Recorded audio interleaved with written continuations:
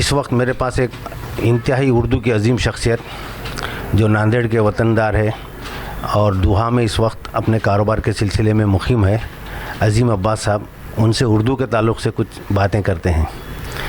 अजीम भाई, आपका नांदेड़ भी इस्तकबाल है और मेरे दफ़्तर में भी इस्तकबाल है। ये बताइए कि हिंदुस्तान की मादरी ज़बान उर्दू होने के बावजूद आपके इलाक़े में उर्दू के क्या हाल है? बिस्मिल्लाहिर्रहमानिर्रहीम।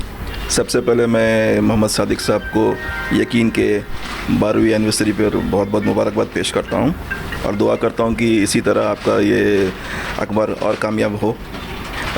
जो आपका सवाल था बहुत ही एक अच्छा सवाल है कि उर्दू जो है हम मुसलमानों की मादरी ज़बान है हिंदुस्तान में, लेकिन हमारे पास जो बाहर जितने भी गैर मुस्लिम भी हैं वो भी उर्दू से जुड़े हुए हैं।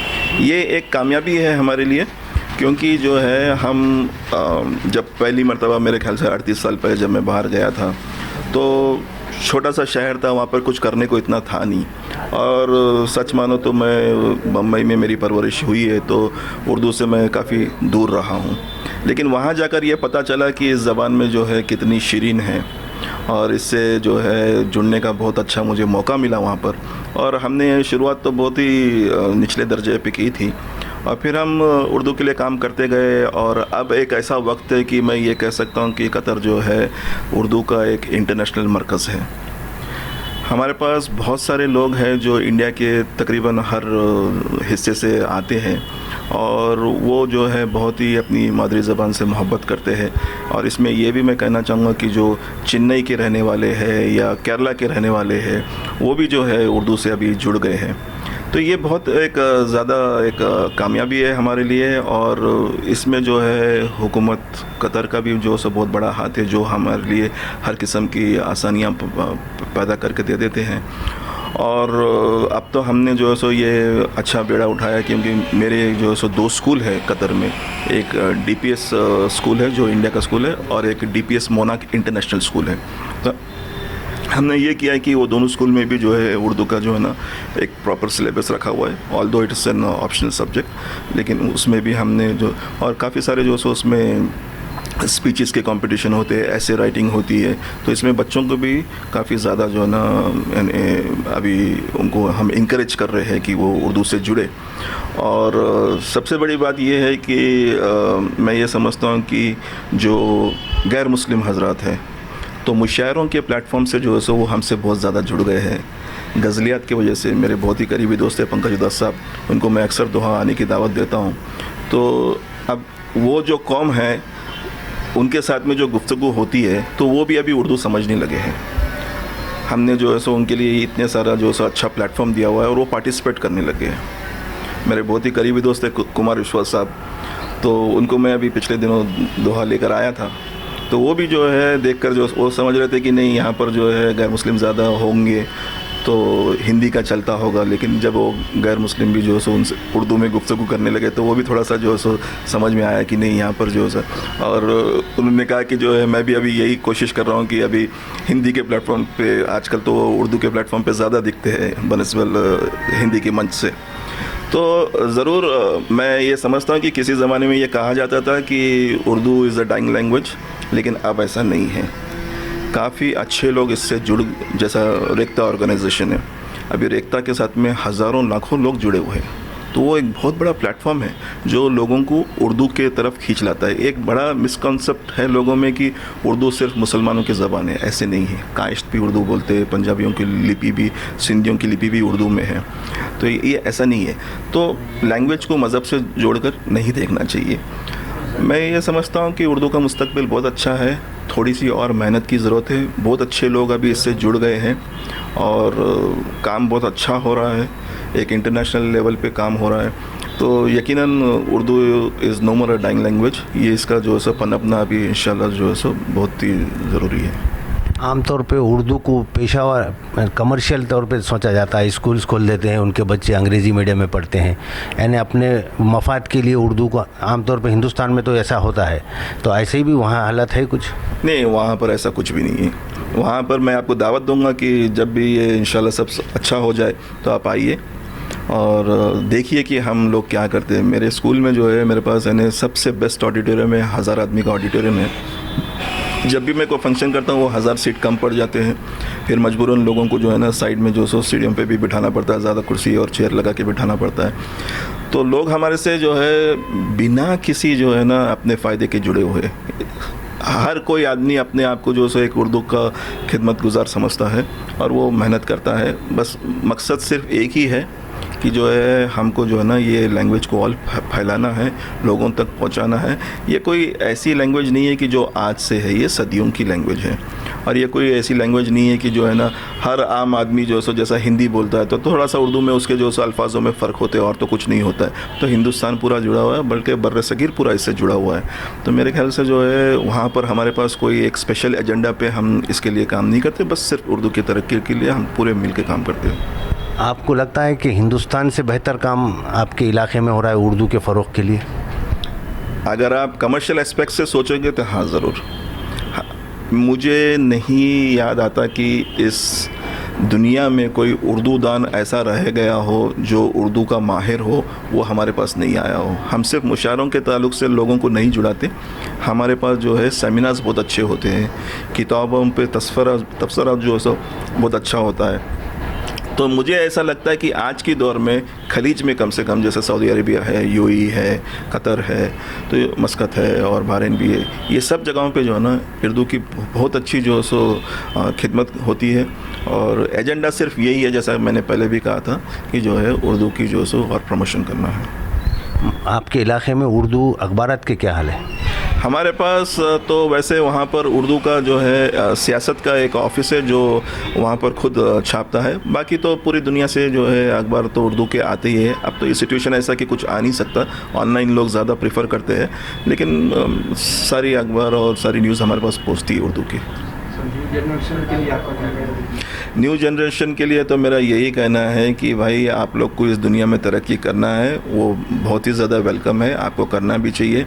मैं नहीं समझता कि जो सो कोई मुस्लिम बच्चा या लड़की जो है पीछे रहना चाहिए किसी भी चीज़ में, लेकिन उर्दू का जो है आना बहुत ज़रूरी है। इसी से जो है सो हमारी जो है ना आने वाली नस्ल जो है इस लैंग्वेज को, इसका पनपना बहुत ज़रूरी है। अगर हम जो है हमारे बच्चों को जो है कि जैसे कि मेरे पास इंग्लिश की 2 स्कूल है, जो the top most schools in Qatar.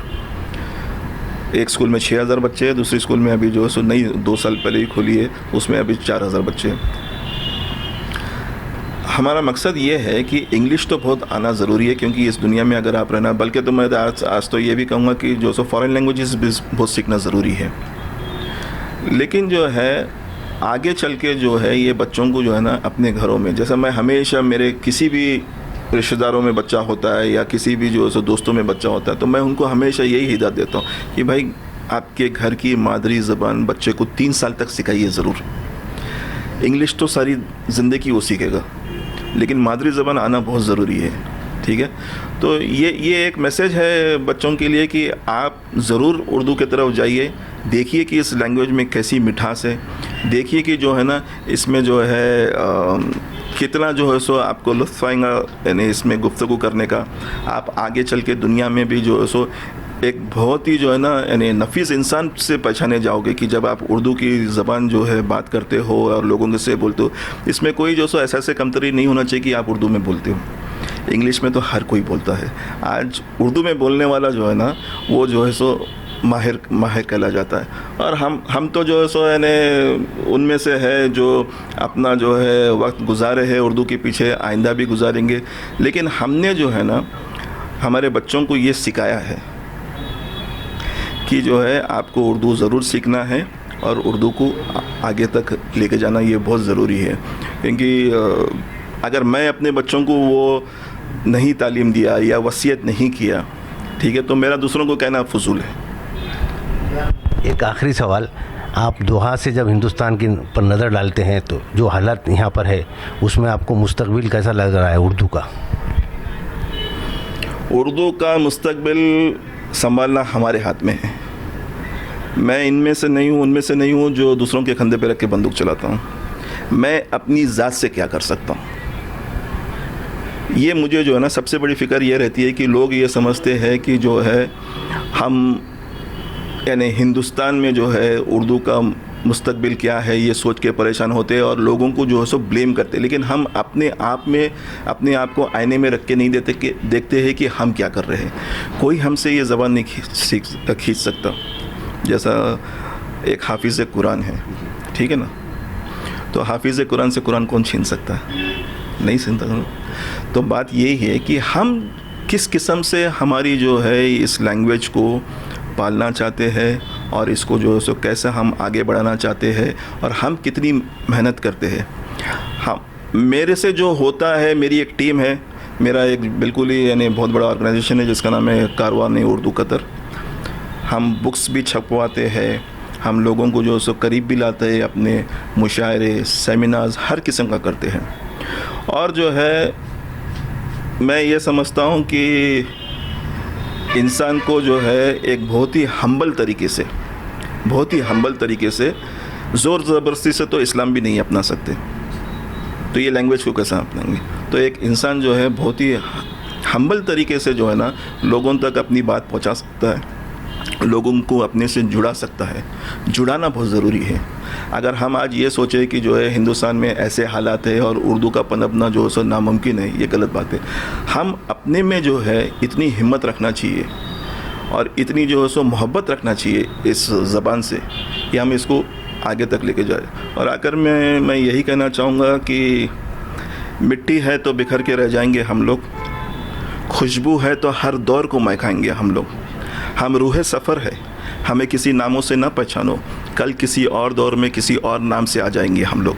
हम पे ये उर्दू ख़त्म नहीं होती, हमारे आने वाली जो नस्लें हैं इसको बिल्कुल ही आगे लेके जाएंगे। हम उनको ट्रेन कर रहे हैं उसके लिए, हम बाकायदा जो है सो उनको जो है बिठा कर अच्छी तरह से समझा कर उनके जो है सो यानी आई फील कि यानी मैं हम्बल हूँ, लेकिन एक मेरे में ये भी सोच है कि why don't they get inspired by me, मेरे से इंस्पिरेशन लो।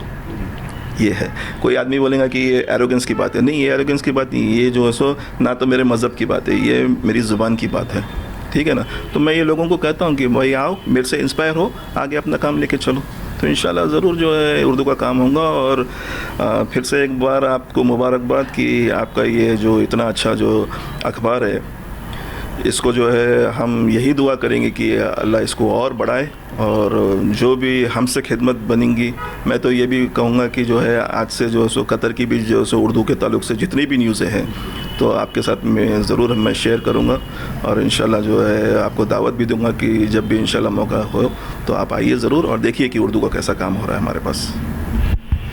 ये थे अज़ीम अब्बास साहब, उर्दू से ना इल्म होने के बावजूद भी उर्दू की खिदमत करते हैं। ये उर्दू के लिए बहुत बड़ी बात है।